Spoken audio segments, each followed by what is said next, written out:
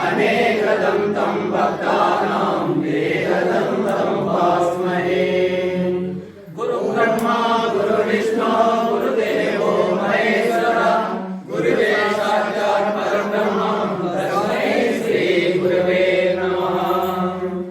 अखण्डमण्डलाकारं व्याप्तं येन चराचरं तत्पदं दर्शितं येन तस्मै श्री गुरवे नमः।